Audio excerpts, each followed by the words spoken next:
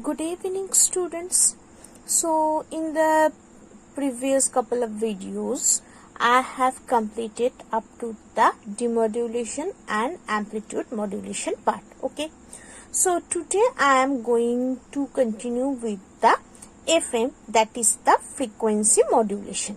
So in the amplitude modulation we have learned that there, due to the in the transmission of the signal, amplitude is being demodulated, or I may say that it is being corrupted, or sometimes some noise is being incorporated with the original signal, and that's why that signal is not correctly transmitted to the receiver, right?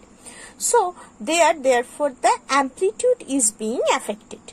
Now I will discuss about the same procedure, that is the signal will be transmitted to the receiver, but the concept is that here the frequency is the concern which is need to be modulated. Okay, so this is the basic difference between AM and FM. Okay, so let us continue. So our topic is frequency modulation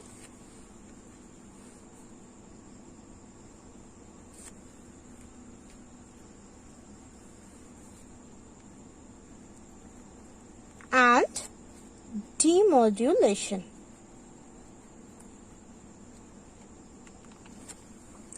So we all know the equation of the carrier wave. So what is that?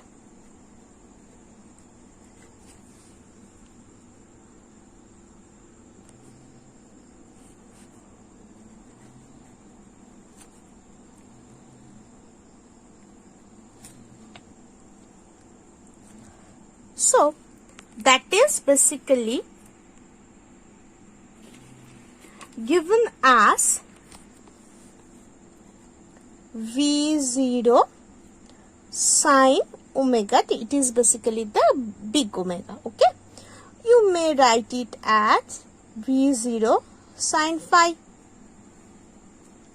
Now what is this phi? Phi is nothing but this omega t, which is basically the phase angle. Now, if I do the differentiation with respect to this phi, so d phi dt will be nothing but this omega. So therefore, now coming, it is basically for the equation for the carrier wave. Now considering the equation for the data signal.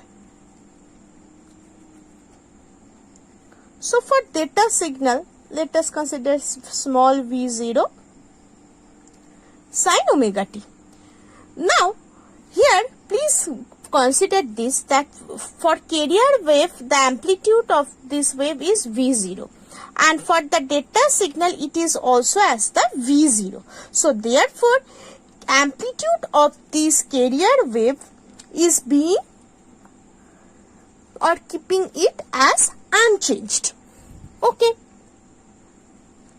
Now the time dependent data signal is basically superimposed with this carrier wave. So therefore the resultant or after the modulation part, the instantaneous value of this frequency omega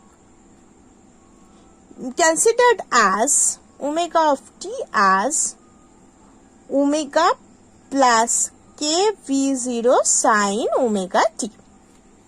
Okay, so therefore it is to 1. Let us consider as it is 2. This equation as 3 and this equation as 4. So there are basically these 4 equations. Okay. Now what is this k? this K is considered as the coupling constant. So what is this K? This K is known as coupling constant. Okay. Now, and basically what is the functionality of this K? The functionality of this K is basically it converts this V0 sin omega t into a frequency dependent time. Okay. Now, when we apply this equation 2, or if we simplify this equation 2, then what we can get? We can get that d phi equals to omega of dt. Just I cross multiply this part. Okay. Now, when this is basically the superimposed omega, so if I put it at omega m dt. Now, if I want to get this omega m, so we need to just integrate, right? So therefore, what will be that integration of d phi? That will be only phi. And what is this omega m? The value is omega m is this. I just put it here. So omega plus kv0 sin omega t dt.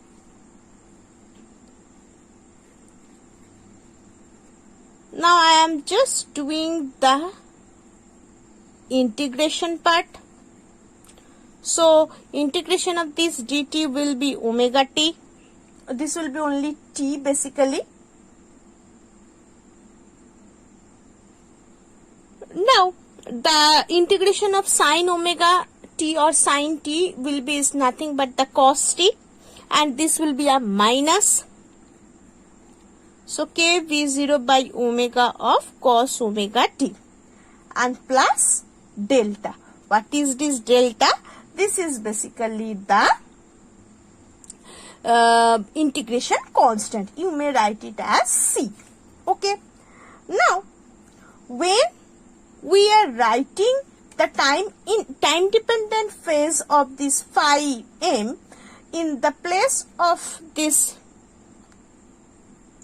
phi, we can put it as this value.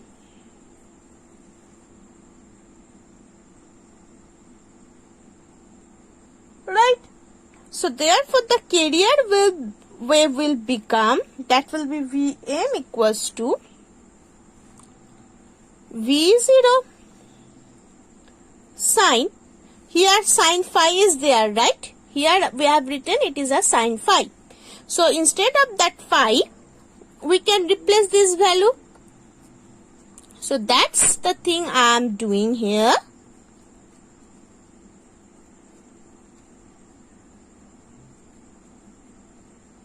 Plus delta. So this value can be replaced as beta. And what is this beta? This beta is basically known as the modulation index. So this beta is nothing but the modulation index. And this equation is the basic frequency of the modulated wave. Okay. I think this is clear to all. So in the next video, I will continue with the demodulation principle of the frequency modulation wave. Thank you.